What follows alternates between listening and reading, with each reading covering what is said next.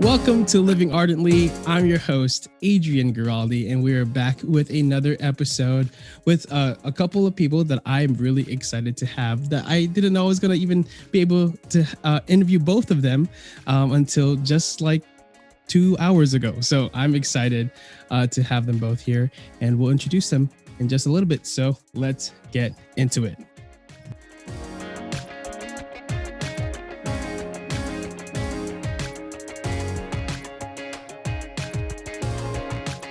Okay, so today's guests, plural, these two combined faith and fashion. They are twins, and they're the creators of Thrifted and Threaded. If you haven't heard of them, go check out their Instagram at thrifted and underscore threaded. You can follow them personally at Michaela Rachel and underscore Kenzieing on Instagram. All of that is in our description of the show notes, so check that out. But welcome, my guests, Michaela and Mackenzie. Woo. Hey, Adrian. Thanks for having us. Thanks for coming on. I'm really excited to have you both. Like I said earlier, I only expected to have one for some reason, and then I was like, wait, maybe we can get both. And you got two for the price of one tonight. That's awesome. I think this is the first time where I interviewed two people at the same time. So, yeah, let's hope we don't just talk over each other. Our voices probably sound the same. Yeah. It'll probably just sound like you're interviewing one person, honestly. That's so funny. I just found out is it one of your stories or saying you don't know if you're actually identical or not? Yeah. So we never got a DNA test, and the doctors couldn't tell in the womb if we were one embryonic sac or two. Mm-hmm. Wow. So we don't know. That's so crazy. 25 years of 25 mystery. years. That's crazy. You guys are born in 95? Mm-hmm. Yep.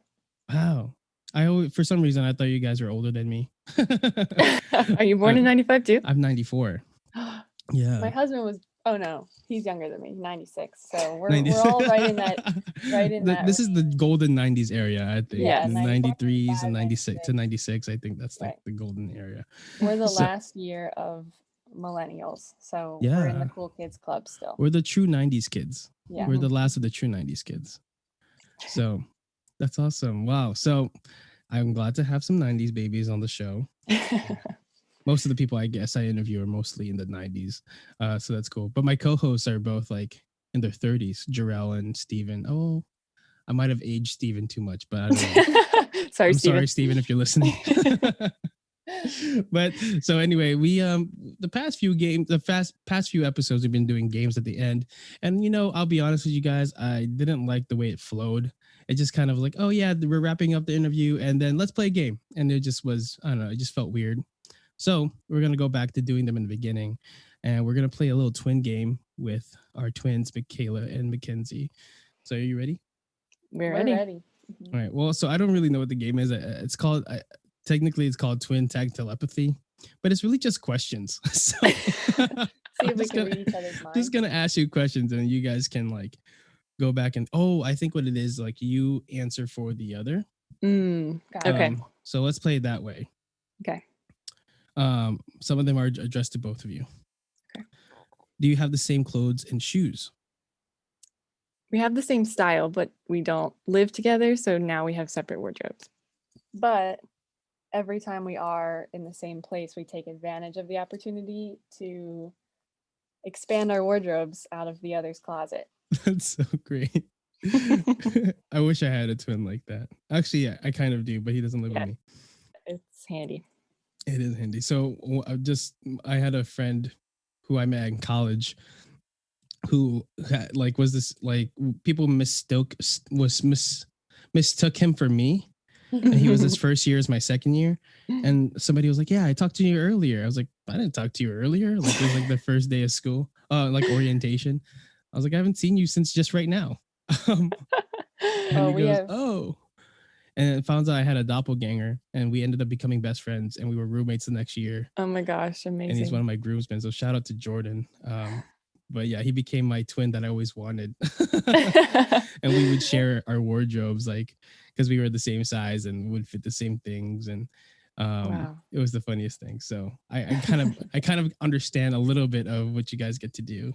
Yeah, we have very many stories just like that. That's awesome. Have you ever dreamed of being alone? Mm-hmm. I mean, like, not being a twin? Yeah. I mean, yeah, I think at different points growing up, you just get fed up with always being together and always being compared to each other. And there just comes a point where you're like, my goodness, I wish I wasn't a twin. But at the end of the day, I don't think either of us would ever really trade it. But then I think the tables turned as we got older.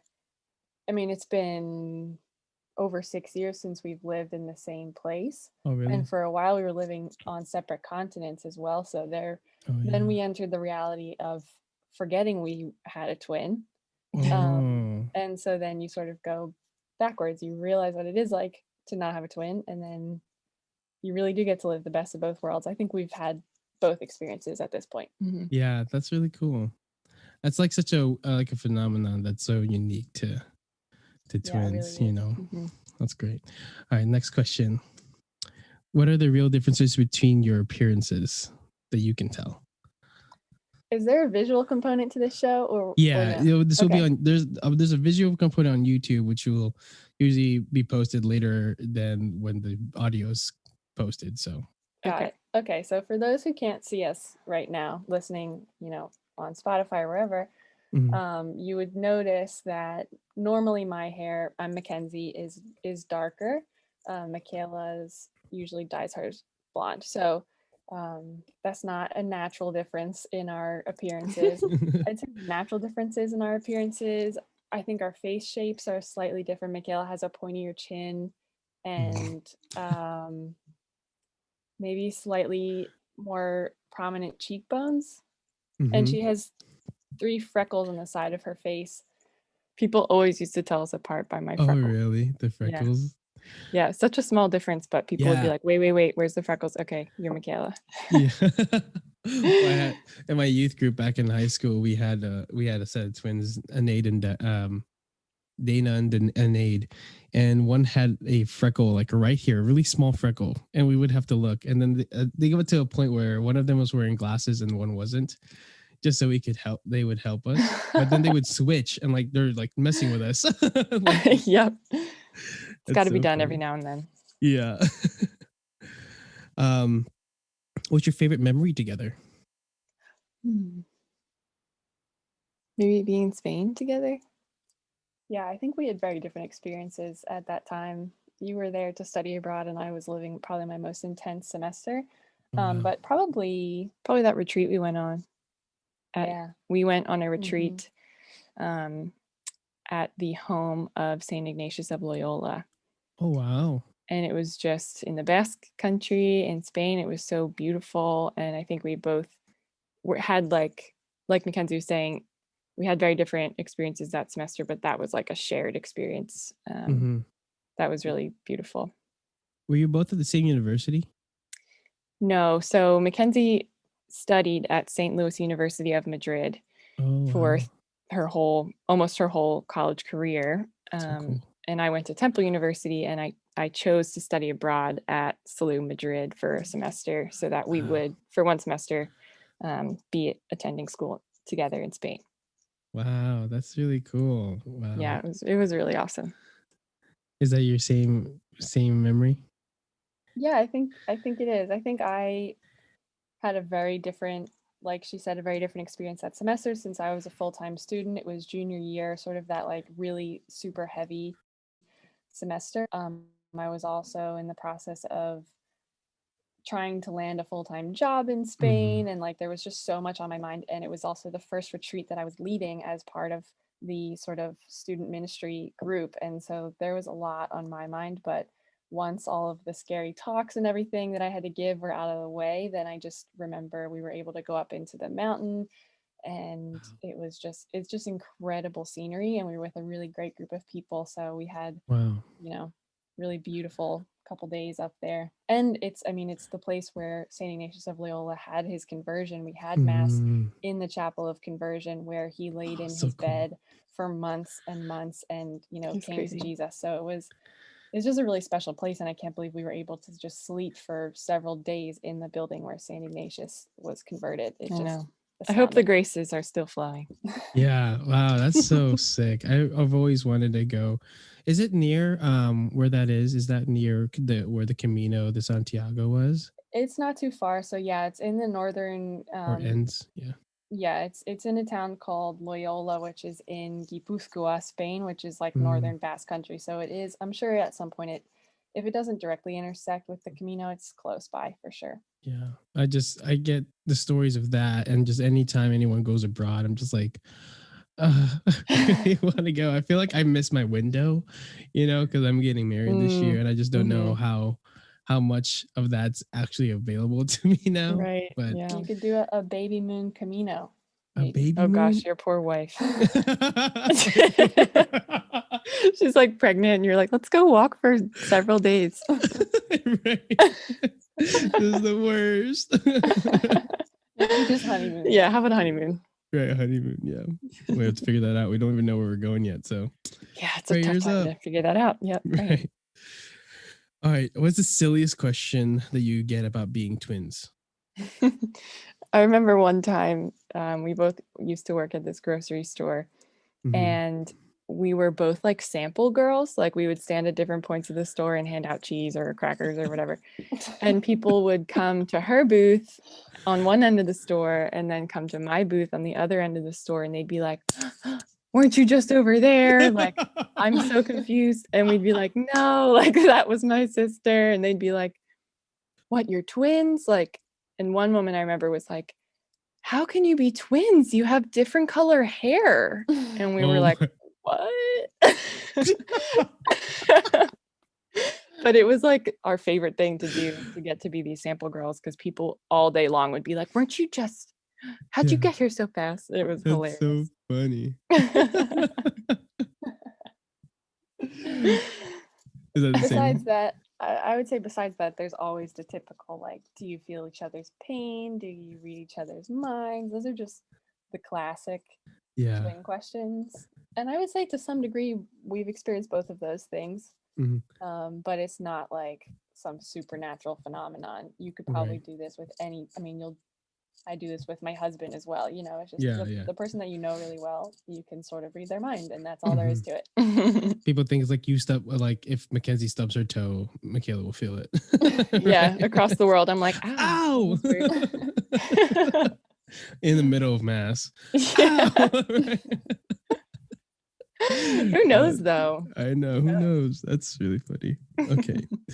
All right. Last one. Who is the better cook? Probably me, Mackenzie.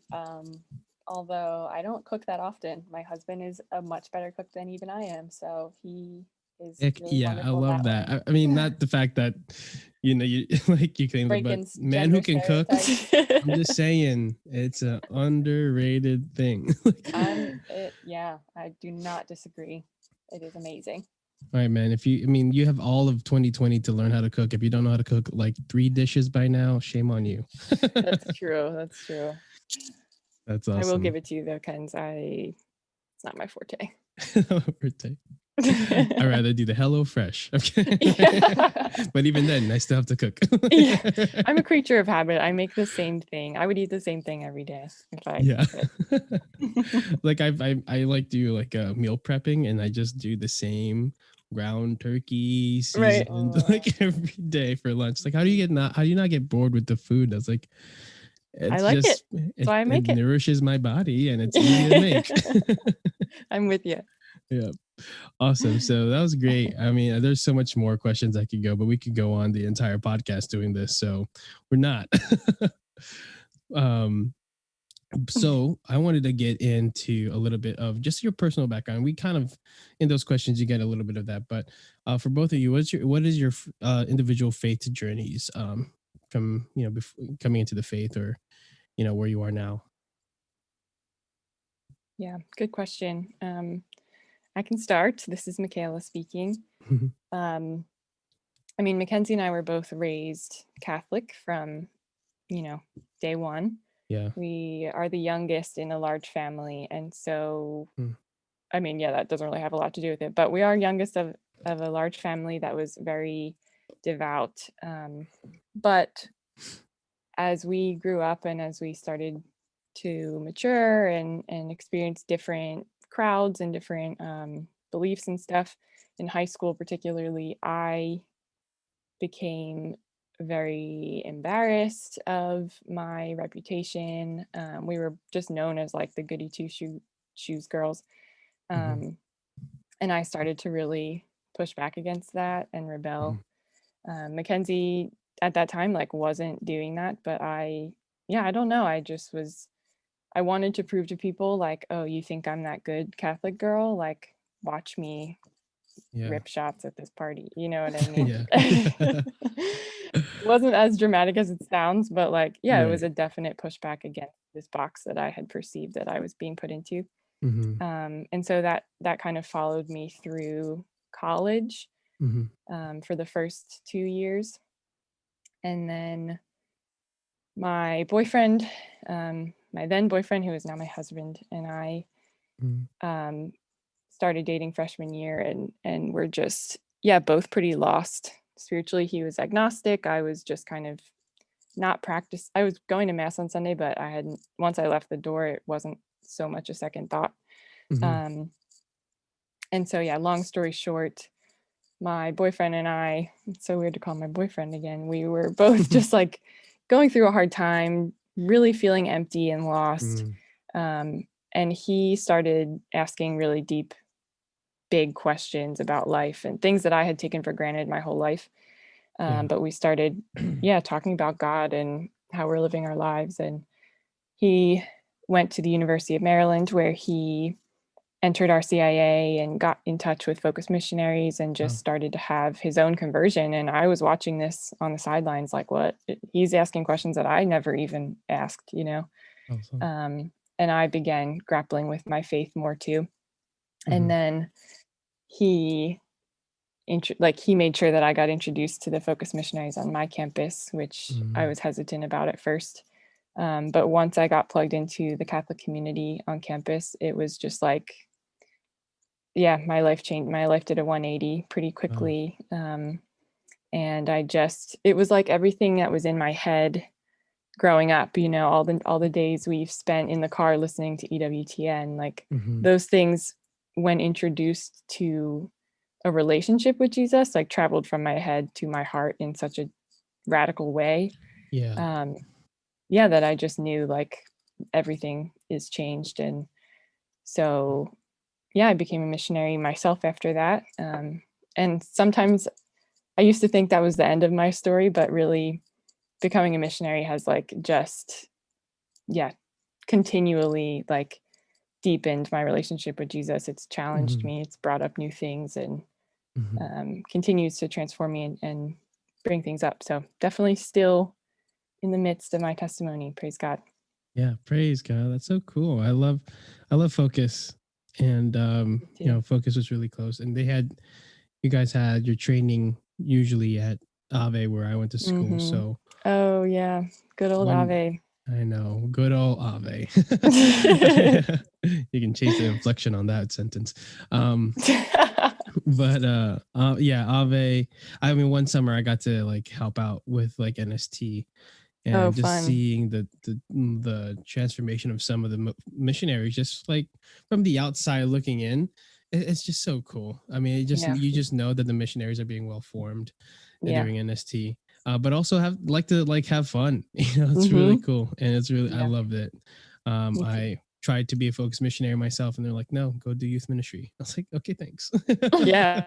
Sometimes God's will is just clear. You know, He was like, "Nah, I have other plans for you." Yeah, they're like, I'm sure you would have been a great needed men that year too. I'm like, okay, God. Thank you for sharing that, Michaela. Mackenzie, how about your story? Yeah, so I mean, obviously our upbringings were the same. When Michaela reached that point in high school where she started to rebel, I was not feeling the same way.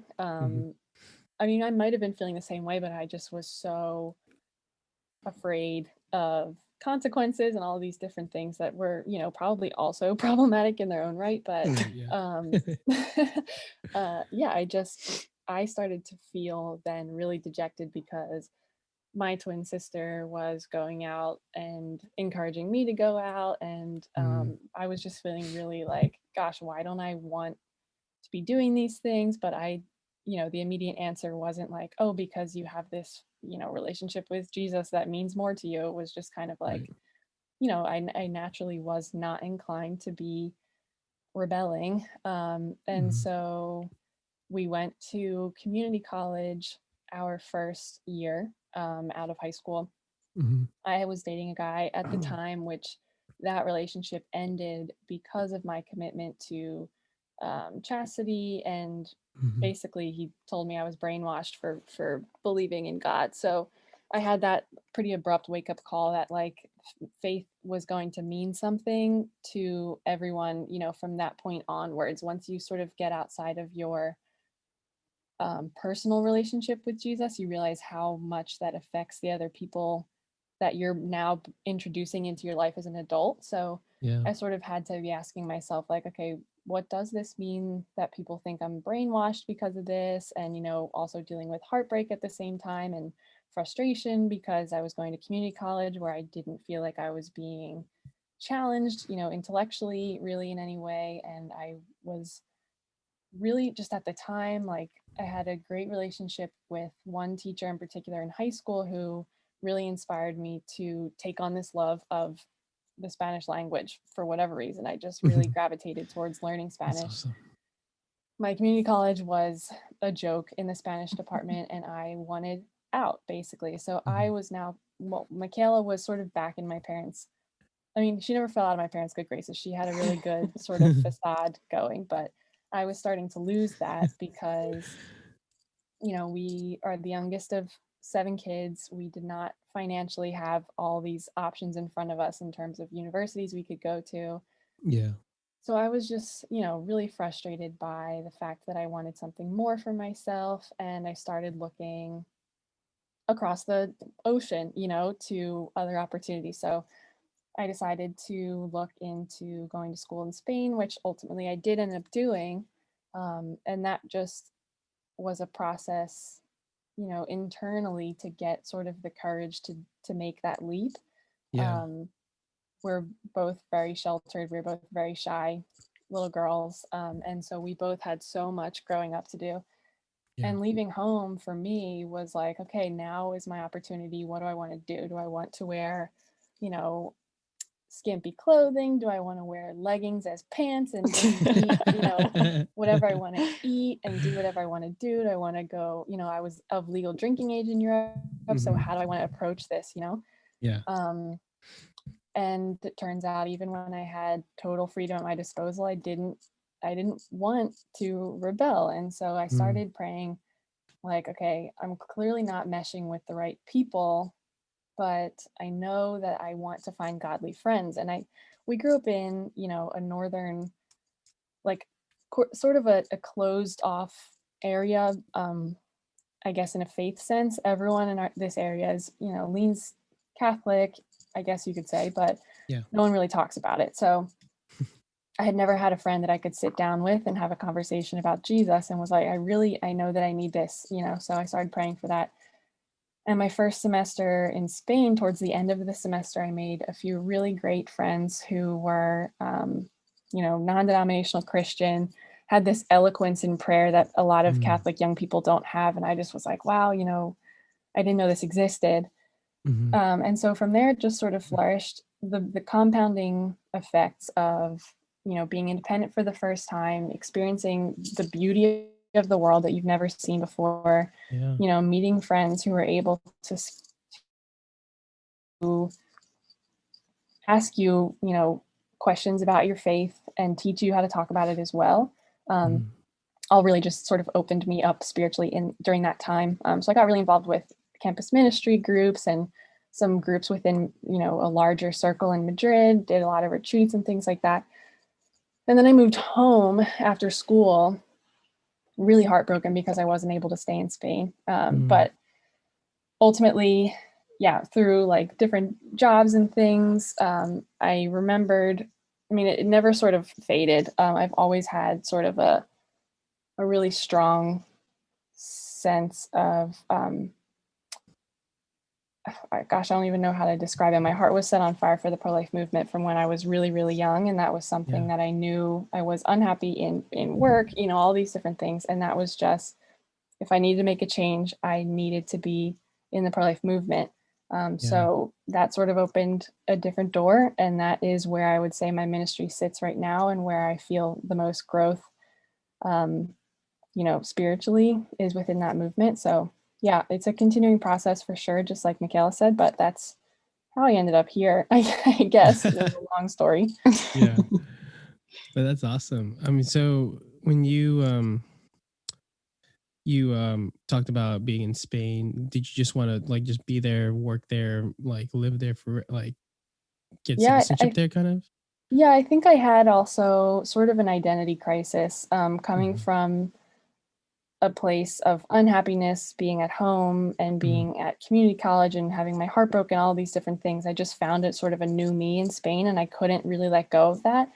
So there was also a reconversion that had to happen when I came home, and now had to grapple with the fact that I couldn't be the person that I wanted to be in Spain. So yeah, that was very hard, but ultimately what I needed.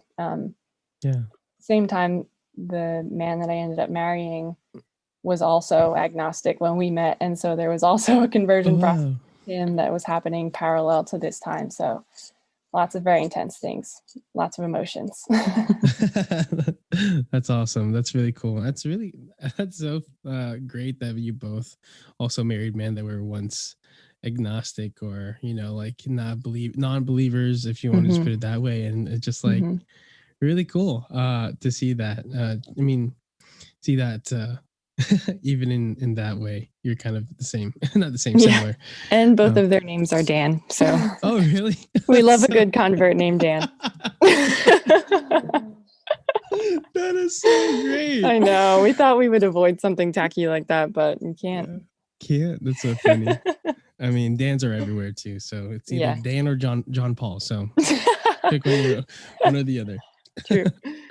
So that's really great. I mean, so now you're are you working, Mackenzie? Are you working with March for Life? Is that I what am. you're doing? Yep.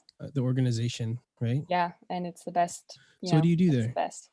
So we're a really small team. So, you know, surrounding the actual March for Life, we all do a little bit of everything. Yeah. But obviously we are a year-round nonprofit organization. So there's a lot going around. There's a lot going on year-round. I do a lot of our grassroots outreach. So I manage all of our emailing, all of our sort of action alerts, and reaching out to our grassroots bases to just take action on, you know, legislation that's coming up and things like that. So I work pretty closely with people like on Capitol Hill, just learning a ton about what's going on the legislative front. And then also just a lot of writing and communicating with our, you know, constituent base. So it's great. Oh, that's so cool. That's awesome that you're part of that team. I know you guys had a lot of decision making to do with this year's March and stuff. And I was like, wow. Yeah. I mean, the board and all of, you know, the people who are really at the helm of the organization had a ton of really difficult decisions to make.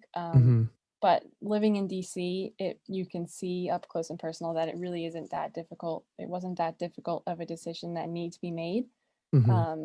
And yeah, DC is a war zone right now, and there are troops everywhere. It's one gigantic fence that never ends, and you pretty much can't get from point A to point B in any logical way. So yeah, bringing hundreds of thousands of people into that mess was just probably not in anybody's best interest.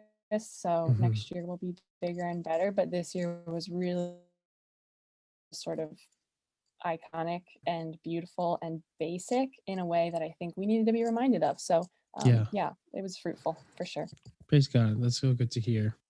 And Michaela, what you're doing? You were a focus missionary. What happened? What are you doing now? What happened there? No, I'm kidding. I was a focus missionary for 3 years, 2 years in Connecticut and 1 year in Germany. Nice. And then, wait, do you know Stephanie Truder? Yeah, Stephanie Truder. Oh, yeah, she was God. in she was serving in the other town in Germany. We weren't on the same team, but that's so she's great. But yeah, after that year, you know, the world kind of flipped upside down, and I got stuck in the States and was getting married. And so my husband and I both discerned to leave staff because we felt like Jesus was asking us to trust him with whatever was next. So currently I'm working for a Catholic clothing line called Litany. Oh, nice. Which is a women's made to measure clothing line entirely inspired by the Catholic faith. Wow. And it's the best. It combines this dormant part of my heart that loves fashion. Dormant? Well, it's not dormant anymore, but it was. When I was a missionary, it was a little dormant. But now it's like able to flourish, and God has given it form in a way that I never saw coming. So I do a lot of just like behind the scenes things for that brand, and that's so love great to watch it grow. Well, I haven't heard of it till now, so that's really interesting. I'm excited. You'll have to look it up. Well, I have to look it up, and I'll have to tell my fiance about it. Yes. Speaking of clothing, this is what I'm bringing you guys on is because of your tag team like ministry that you guys do, Thrifted and Threaded. Give us a little bit of that history, why it started, how it started, where did it come from, the idea. So either one of you can go for that. I'll give it a go since this is Michaela speaking. It kind of was born in my community college boredom. My mom taught me how to embroider one day, and I just would practice while I was at work. And I embroidered my own t-shirt one time and then showed some friends, and people started asking if I could make them t-shirts. And so I just started commissioning these like custom embroidered t-shirts and jeans and things like that. And I did that for a few years in college. And then when I became a missionary, I kind of put these things on the back burner to serve. And then over the summer, Mackenzie and I got quarantined in my parents' beach house together. And I was starting to do some more embroidery, and like my designs had new life because they were coming out of my prayer. And I just was like getting back into it. And so I had already established Thrifted and Threaded was previously only my embroidery business. But then during the pandemic lockdown stuff, we both just, I think I like voiced it first, but I think we both have been like thinking along these lines for a while because we've grown up thrifting, and we didn't really embrace it until we were a little bit older. But now, and prior to starting Thrifted and Threaded, it was pretty much the only way that either of us ever shopped at this point was secondhand or vintage or whatever. And there comes a point where you only need so many clothes, and I think like Prudence told us both, like, you can't, this isn't sustainable either. You know what I mean? Like, and people would always ask us like, how do you find these good things? Or like, take me with you, teach me your ways. But so often we would take friends into the thrift store and they'd be like, this is so overwhelming. Like, I don't know how you do what you do. I don't like this, Right. So we constantly had people being like, I wish I could do what you do, but also, it's not for me. And we still have this desire to like cultivate and like curate fashion and things like that. But we don't want to just like overflow our closets for no reason. Right. And so this kind of light bulb moment happened one night in prayer, and Jesus was just like, hey, I want you to do this, and I want you to do this with Mackenzie. And so we both just kind of like talked about it a lot, ran over like different like ways this could happen, different ideas. And then we got stuck together and just made it happen. That's so great. It feels like years of different experiences like finally coming together in a new way. But it's still, we just kind of transformed Thrifted and Threaded and merged the embroidery with the thrifting. Well, and you can even look back into the history of the Instagram page of Thrifted and Threaded and see that evolution happen. The oldest pictures are like, Michaela 2016. in like fishnet stockings or something with like please don't scroll too far back. It was like the 1975 lyrics like put on a shirt or something, you know, so very worldly, you know, trendy. And then you scroll up now and there's like, you know, Jesus's hand in blessing and the Eucharist, like all these very overtly Christian symbols. And so it's evolved just like we have. That's so great. I mean, I love looking back at Instagrams and when they have like, you don't archive anything, you just leave it there. Yeah. Just because it just shows the progression of a person, you know, like because that's what's like I have like several Instagrams because work told me to make it my account private and make a public one, and like because the youth can't follow that one, and so like, and then the podcast and all these things, and so like my private one now was like used to be my main. You can look at all the way back to like high school and when I was posting then, and just see how it progressed to like today. And it's just different, and I love seeing that progression in people's likes. I was just about to ask that, was it the same Instagram account that you guys had from the beginning? So that's really cool. You could scroll back if you're so brave. So brave. Well, duly noted, I'm going to do that now. So yeah, and so then this became this. I guess so. A lot of the growth, did it happen during the time of quarantine? Then I guess. Yeah, I mean, it hasn't really been that long. I mean, we started quarantining together, I guess, April or so, but the thrift stores were still closed at that point. And then the thrift stores started to open up, and we had a good window there to start making our first collection. And we were talking originally around the fact that we wanted to make each collection sort of cohesive so that we could take really cool lookbook photos and just make everything styleable and not just like a random piece of clothing that you don't know how to wear it. So we spent a good several weeks, you know, creating our first sort of capsule look, getting photographs taken, running around in the woods of, you know, backland New Jersey, and trying to figure out how to set up a website. Yeah, that took the longest, was, you know, just putting together a Squarespace website that didn't fall apart every 20 minutes. So once all of that was done, our first launch was surprisingly successful.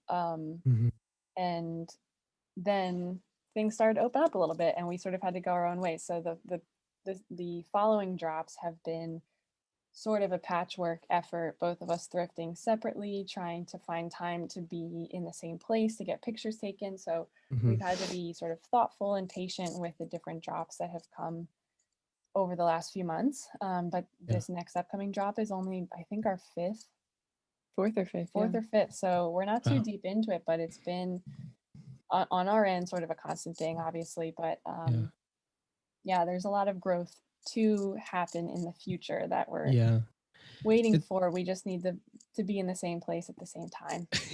Where are you guys now located separately? So I live right outside of DC. Michaela is in the Philadelphia area still. Oh, okay. Yeah, I was thinking, because it's crazy how much the growth has happened this year for you guys, because for me, Thrifted and Threaded has already been like a household name for so long. Wow, cool. Like within the Instagram field of people that I like to follow. I always just felt like Thrifted and Threaded was just always like there. So the fact we've been eye-opening that it's just been since quarantine. It's a baby. Yeah. We've just been really privileged to work and collaborate with some other people that we are also like invested in and working in the realm of ethical fashion. So I think we've just been really blessed with that. Yeah, my favorite drop has to be the AMDG drop with the living person as bias. That was so fun.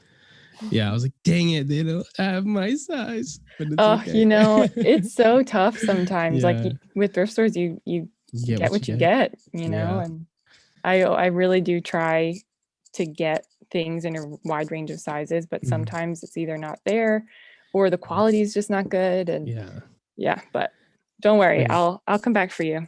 I appreciate it. But yeah, I was super excited when Jarrell announced that. I was like, dude, what the heck? He didn't even tell me anything. Because usually we like we collaborate. He's a co-host, so we always talk about ideas together, and we just go back and forth a lot. And the fact that he didn't tell me that, I was like, what the heck? Why didn't you let me know? Gave him a little bit of feedback. He didn't get the first podcast, did he? Yeah, he didn't. That's awesome. So since it's so young, what is your hope then for this ministry in the next few years? Where do you hope to see it grow? How do you hope to see it grow? Yeah, that's a great question. And I think one thing we've kind of like not really gotten into yet, which I'm sure we will, is really the like I've shared about how this came about, but not all of the why for us, you know? And so I think the more that we figure it out, and the more that we figure out the logistics and the kind of external factors like the website and like pricing and we're just like it changes, you know, we're trying to find the happy medium that works. Still, like you said, it's a baby, and so the more that those things get cleared up and figured out, the more we're able to hone in on like, what is this, what purpose is this serving? How can we serve the people that are shopping from us, but also like go beyond that community? How can we give back? So this next drop, we're looking to pinpoint a specific charity to donate some to. I think we're hoping to be just more consistent with our drops in general, so that we can just remain in like a stable place where we know like, this is how much we can depend on for buying and selling and donating and all of that. So just consistency, hopefully, in the future. And I think we want to make it more personal eventually. I mean, we show our faces every now and then, but I think that there's so much explaining to do. There's so much showing that people want to see. You know, everyone loves like a good thrift haul, you know, and we don't always get to just like take videos of things that we do. So, I mean, the dream, at least media wise, would be to document more of it and share that with people and sort of hopefully grow in that direction as well. But in terms of actual like products and things and ways that this all works, I mean, there's a million possibilities. We just have to figure out where we can invest and grow. It's there's so much that you guys can do, like you said, and I'm looking forward to seeing how you guys decide to kind of go forward with it. So if you haven't already followed them, go to at thrifted_and_threaded. And follow the journey of this awesome thing that you guys are on. This awesome journey you guys are on. I really love the idea of making it more personal.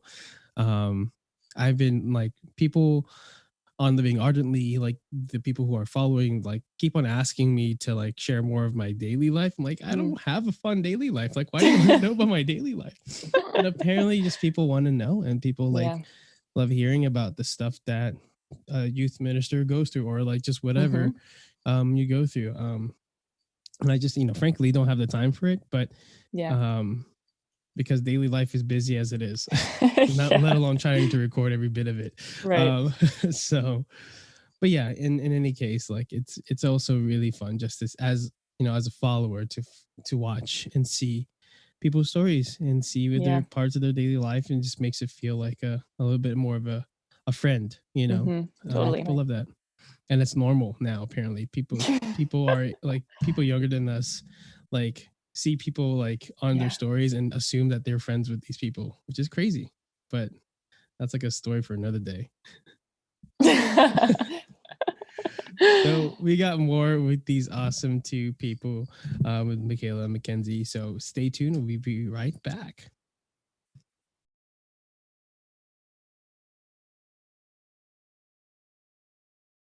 All right, we're back with Michaela and Mackenzie from Thrifted and Threaded, and we've been talking about their ministry and stuff like that, and Thrifted and Threaded and things that they've been doing, and a little bit of their background.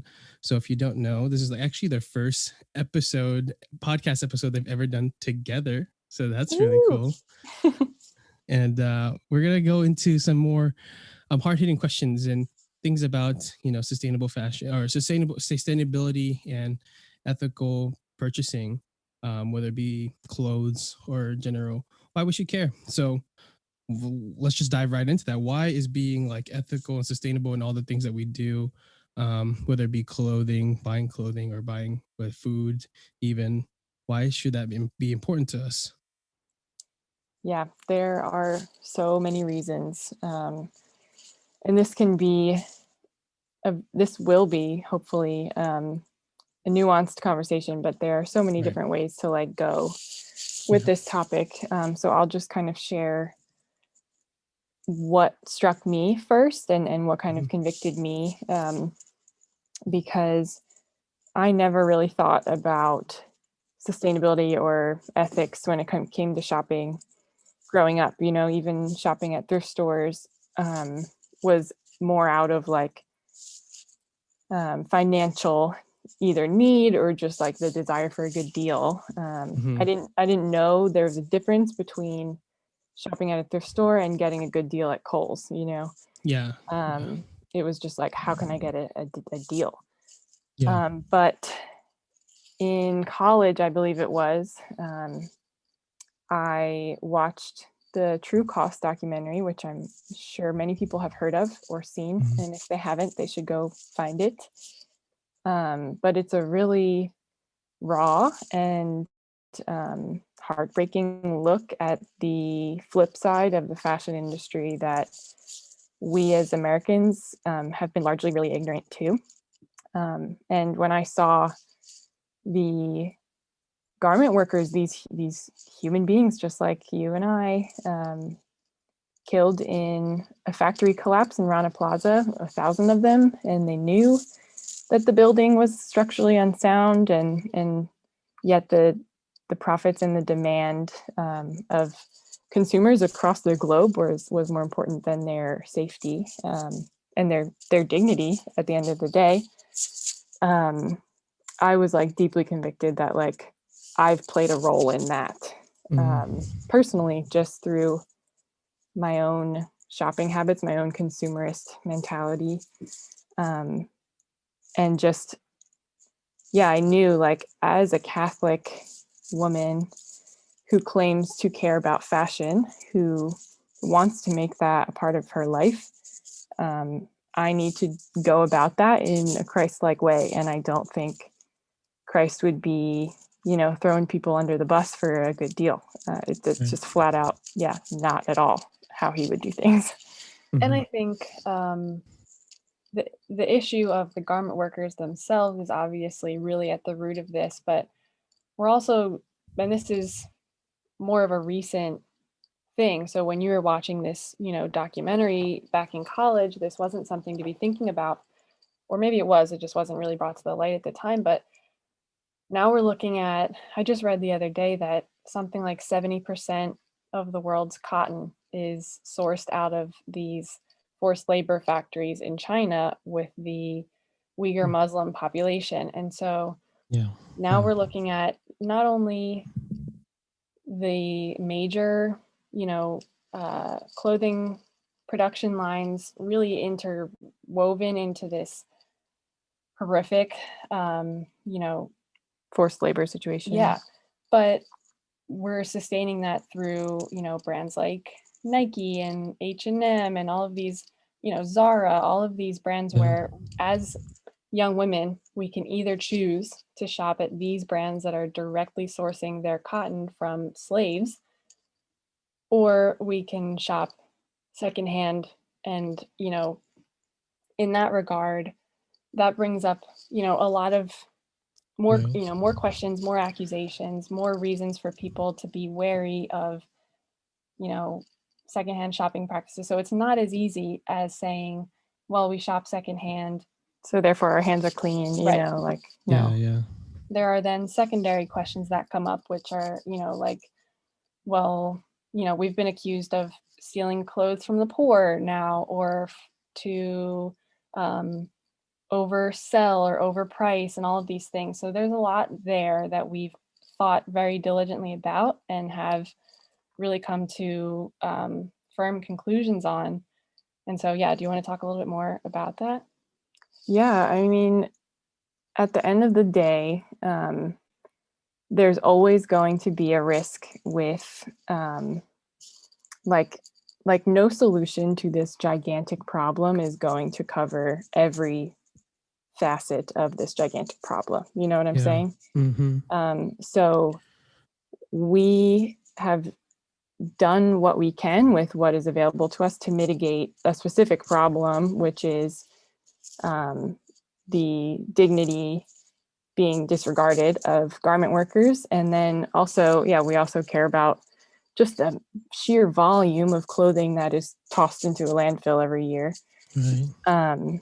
And so, we've done like a lot of research, like what is the solution to this? Is it to shop from ethical companies that only source their stuff organically and fair trade and all of that? Is it to shop secondhand? Is it to upcycle? Like, there are many options. But at the end of the day, like making something new should always be the last ditch effort, bringing a new piece of clothing into the world when there's already more articles of clothing than there are human beings in this world. Made by probably a huge factor. Probably multiple factors, but the question at the end of the day of, are we stealing clothing from poor people? Because that's a logical conclusion. These stores were put into existence to service the lower income bracket.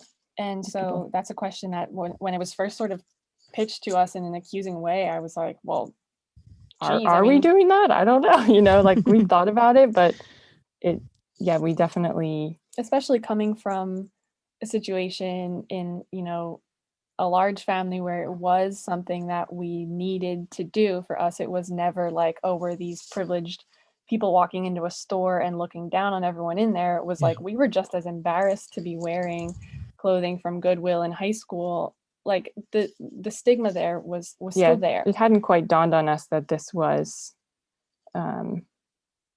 like for us, at first we felt that same like, oh, thrift stores aren't cool, like, you know what I mean? Thankfully that has become less and less stigmatized. But is it being gentrified, like on the other hand?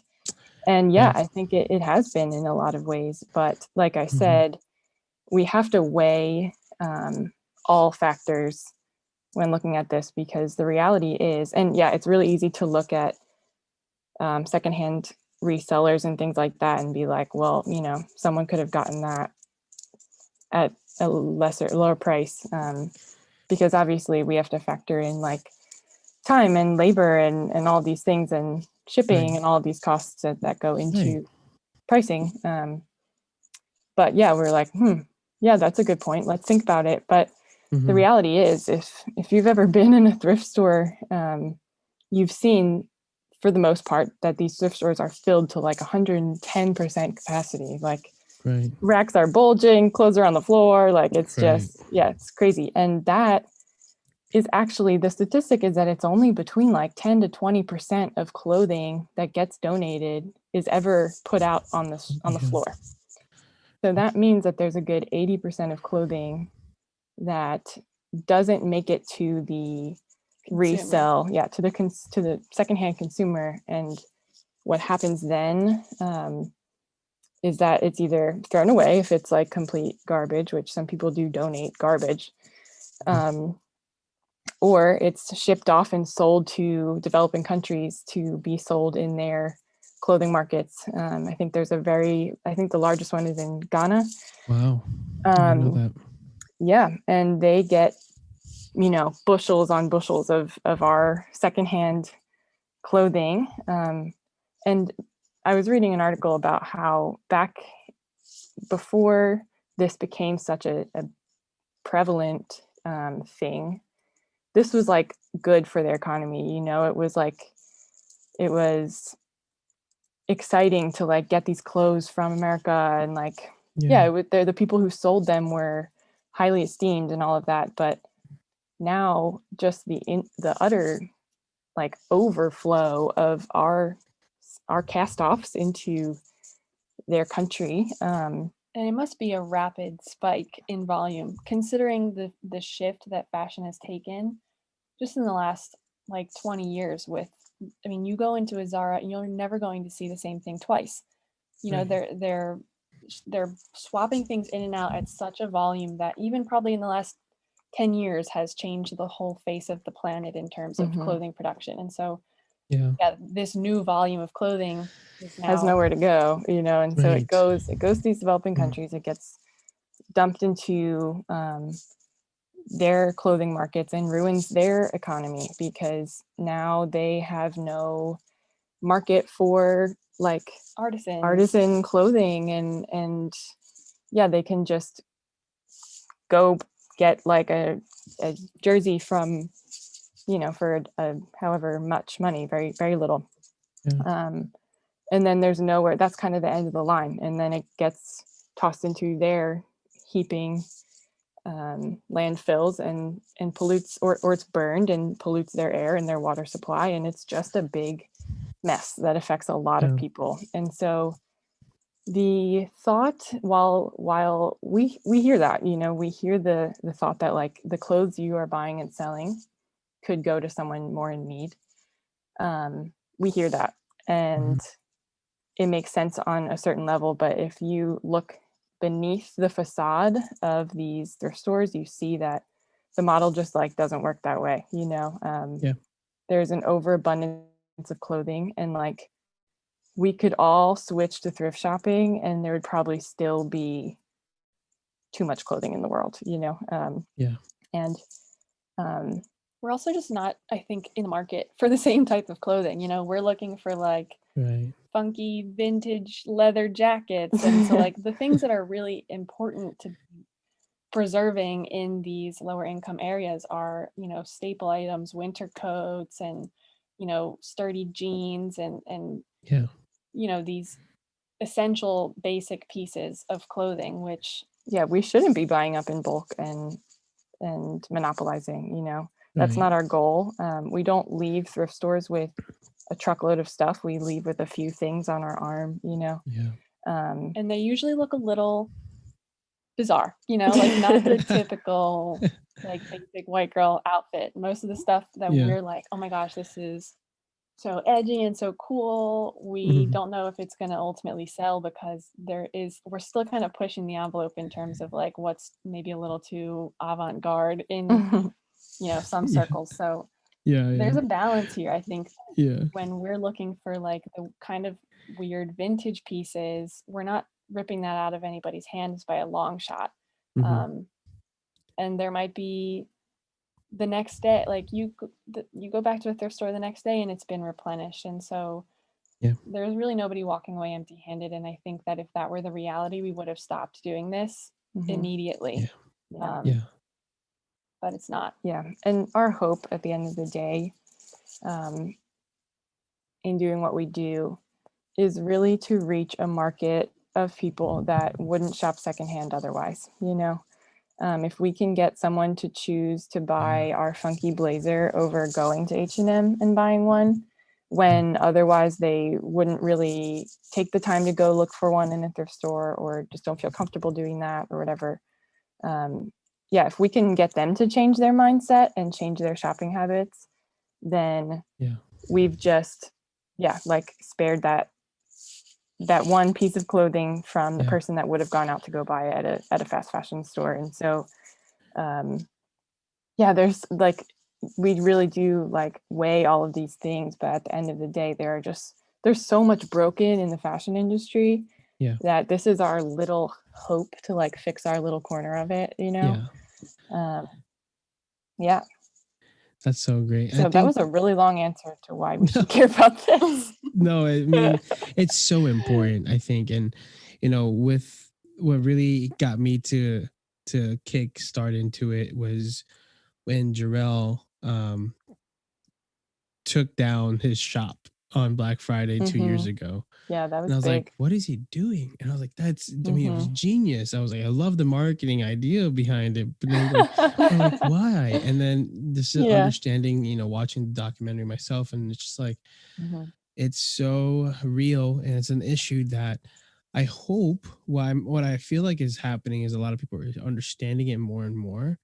Um, but, I hope that becomes a staple thing, a staple understanding that, buying from places like Walmart and all these like easy, cheap like stores that can, you can find a quick shirt that fits you just right or whatever.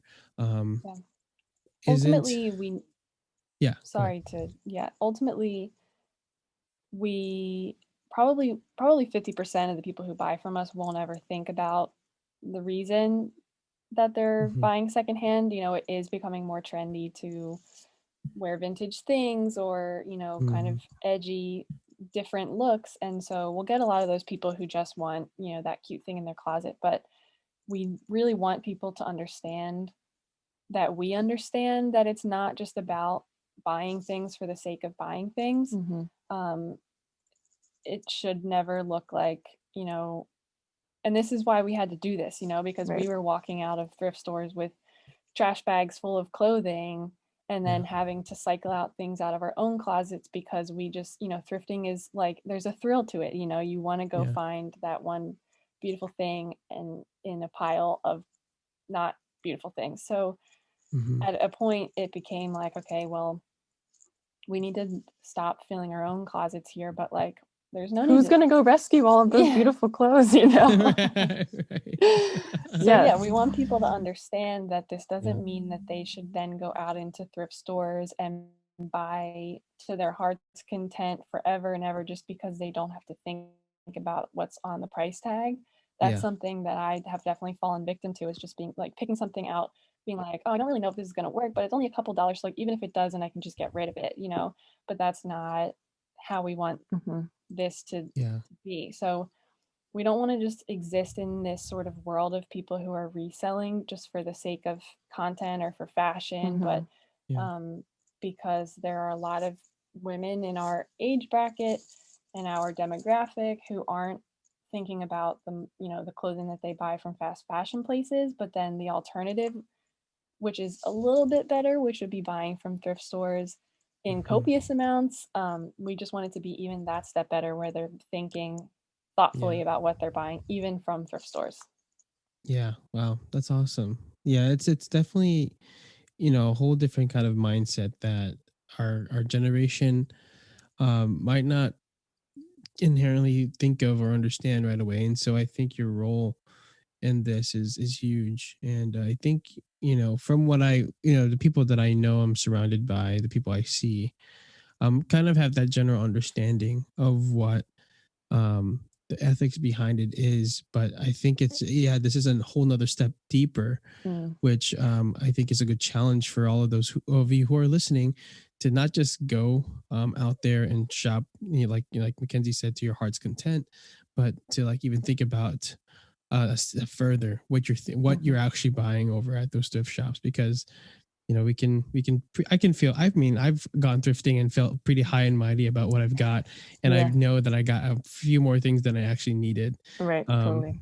and And I so mean, it's great. Like we do create sort of capsule wardrobes, and I think that that really lends itself to mhm, mixing and matching, knowing sort of having a basic line of clothing that is going to be your staple items. And just when you look at 50 items of clothing and you know that you can create with those 50 items Everything you infinite, need. yeah, it stops becoming like novelty items and more of like a cohesive wardrobe.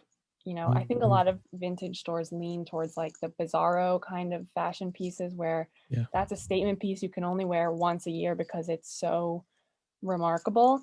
yeah, We get made fun of by like our sisters because our capsules are really like neutral.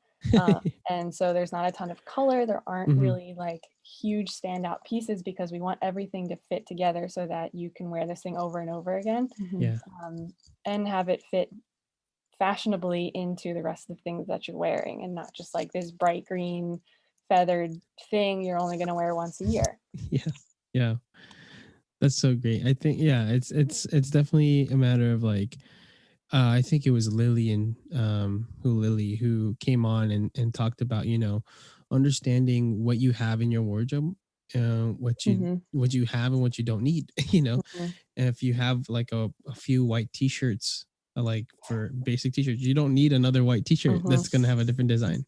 Right. And so like that got me mindset. So like now I have like only like 2 white t-shirts and 2 black shirts, maybe a third, because black is just a nice neutral color. But I'm just like, it's such a good mindset to just be mindful of what you're purchasing. So not only are you not contributing to like the waste, but also to know that I don't know, just having that small of a minimalist mindset of like less is more. I mean, like the things of this world, like they're all luxuries, and we really don't need them to survive. At the end of the day, clothes are just clothes.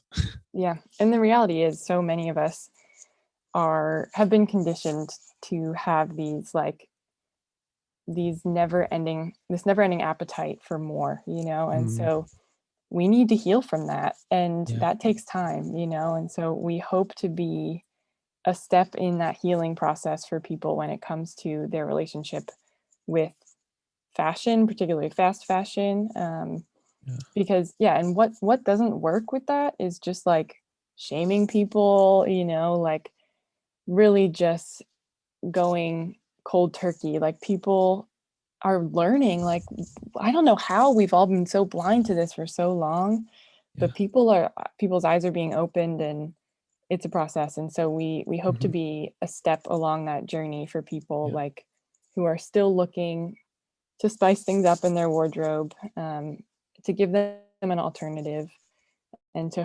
hopefully like just slow down this big old whirlwind that we call the fashion industry, a little bit. And hopefully it leads to, just shopping less often, or not shopping at all. Like if people don't need anything, like don't shop our collection, like bad marketing, but like good for the world. And we just hope to be a step along that path to healing our consumerist attitudes.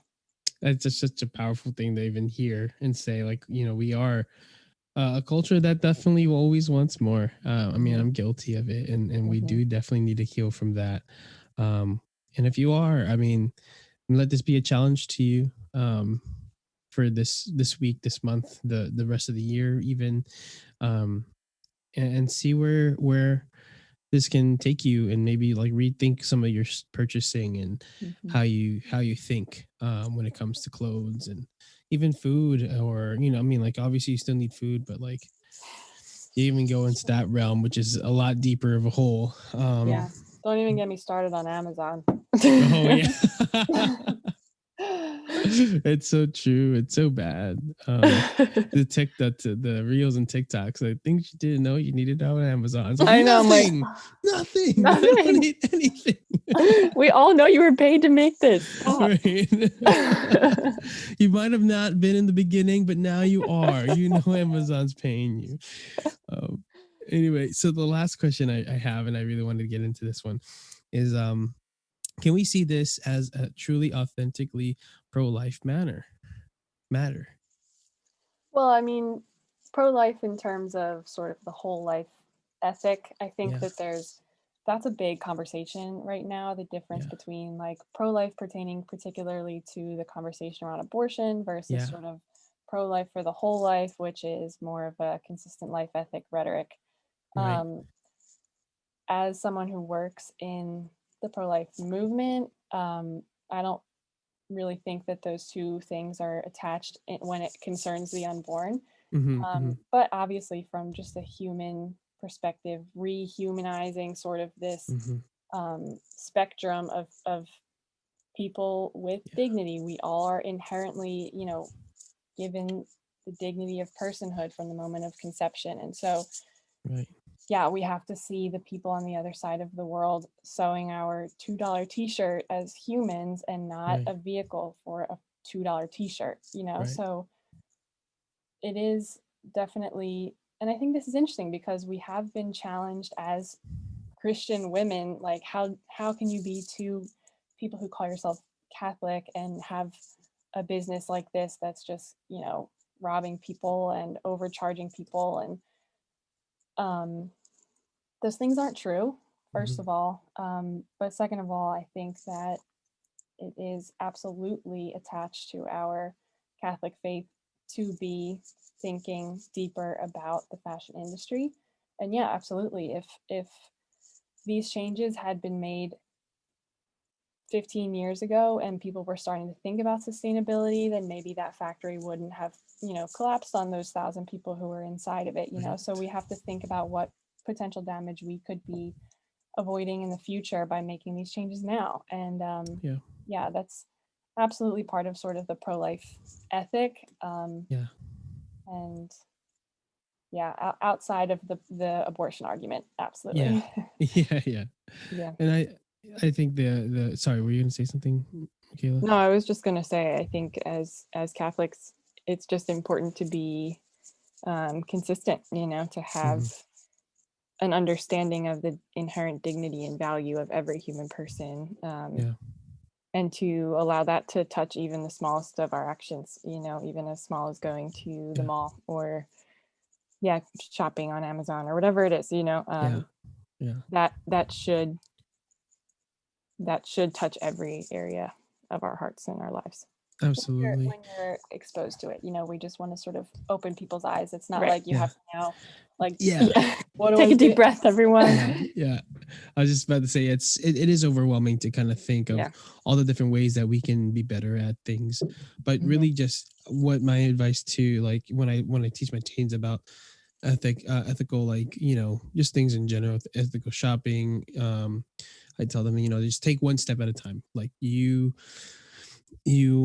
have the ability to change what you do and not everybody else's. And so just take your steps slowly, surely, and just make sure that you change your mindset before you try to go out and like tell everybody and like get flustered and then not do it right, you know, do it any just, because then you're doing more harm than you are doing service to the cause, you know. I mean, even when it comes to like proclaiming your faith, if you're not completely convicted in your love for Christ, how can you really like evangelize correctly?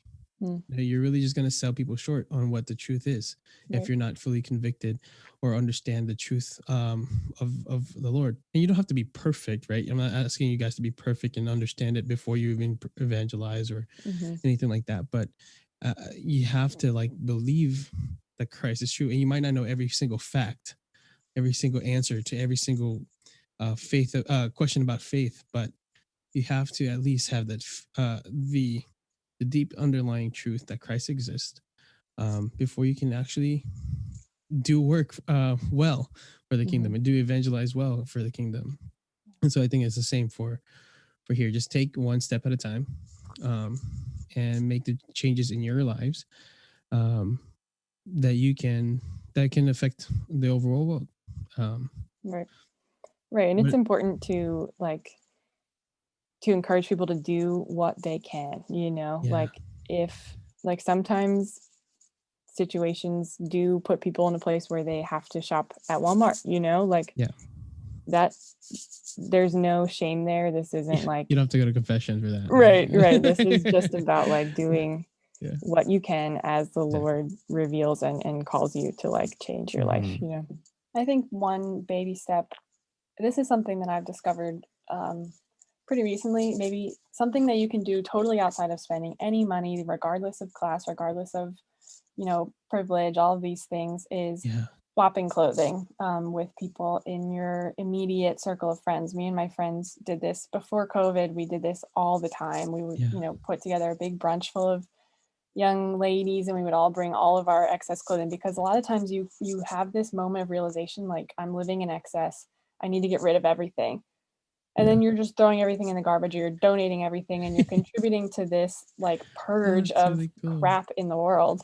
And you can totally liberate yourself from that, you know, cycle by sort of, you know, picking amongst the people in your immediate circle. So just, yeah, that's one place that I would say, if you're feeling overwhelmed after hearing this conversation, is call up 2 of your closest friends and say, go through your closet this weekend. We're going to do a clothing swap, and we're all going to walk away with something new and have, having not spent a dime. So just some practical advice to leave everyone with.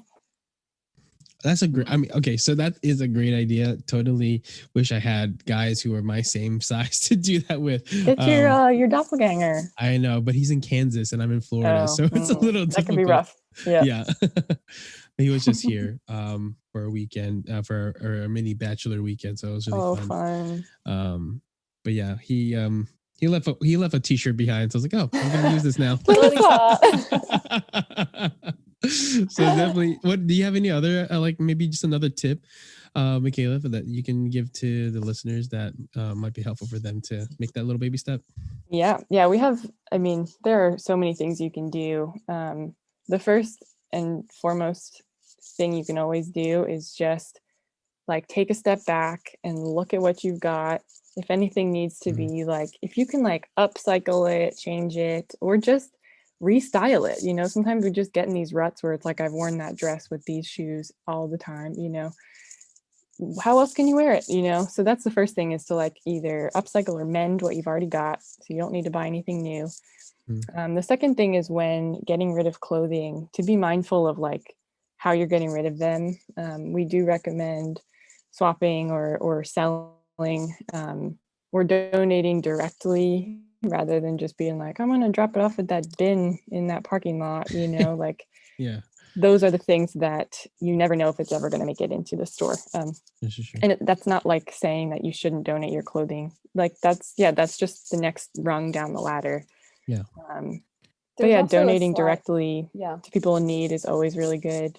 There's also a sliding scale of thrift stores and their direct impacts on local communities. So if you have like a local, like, St. Mary's thrift store and it's attached to a hospital, they're running that thrift store to generate profits that go directly towards donating to that hospital. So like, then there's the corporate giants like Goodwill, which are contributing in massive amounts to global pollution. They're the ones who are dumping 70% of their products in foreign countries. And so, if you can get to one of those little old lady shops where there's like volunteers there for the weekend and they're donating all of their profits to a local charity, those are like, then that's, your donations should go there. But we're talking like these issues we were talking about earlier about people not being able to access thrift stores anymore because they've been gentrified or the prices have been raised. Like,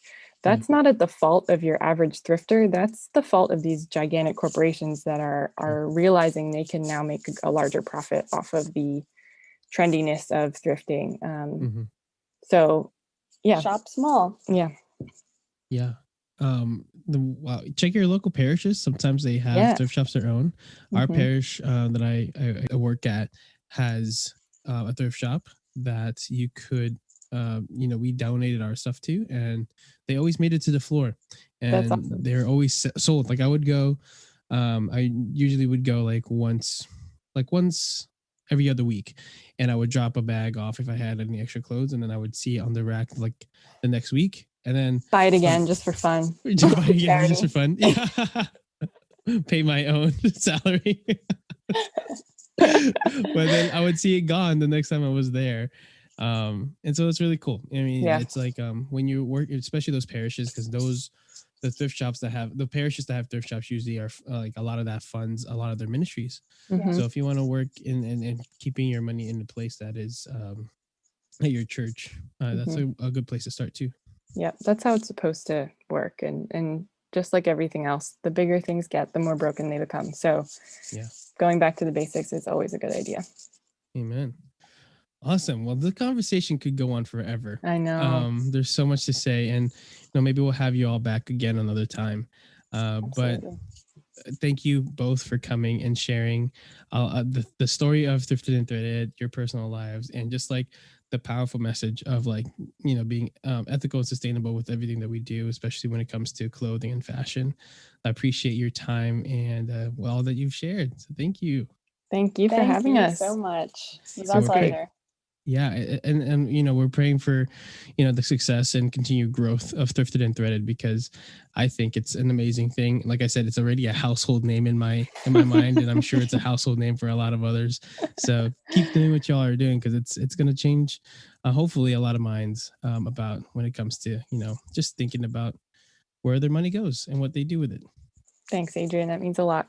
We're praying for you too. Thanks. So anything else? If you want to follow them, make sure you go to, like I said earlier, thrifted _ threaded. And you can follow Michaela at Michaela Rachel, and Mackenzie at _ Kenzying. Is that right? Kenzing. My last name is Ing now, so it becomes sort of a verb in most situations. All of it's in the show notes below. Make sure to show their love and support. Thank you all for listening. If you want to show your support with the podcast, it's really helpful if you guys leave a review and a rating on the podcast app on Apple. Otherwise, just go ahead and subscribe and follow, just so you get a notification every time we put on a podcast. You can also follow us on YouTube, subscribe and like there. All the podcasts are recorded like with a video component to it that you get to see a few days after the audio portion is up on Monday. So I think that's it. Make sure, if you want to give us a call and pray with us or chat with us or be a guest, you can contact us at 407-853-2010.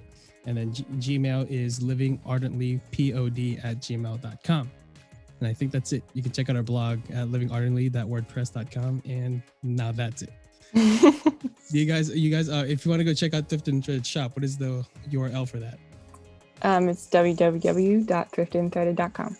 Awesome. And Squarespace is not falling apart, I'm sure. No, it looks great. We got it now. We got it up and running for now. That's awesome. God bless. All right. Anything else you guys want to say before we go? Just thanks for having us. This was great. Thank you. And again, this is the first time they were both on the podcast together. So it's a big deal. Big deal. Thanks y'all for coming on.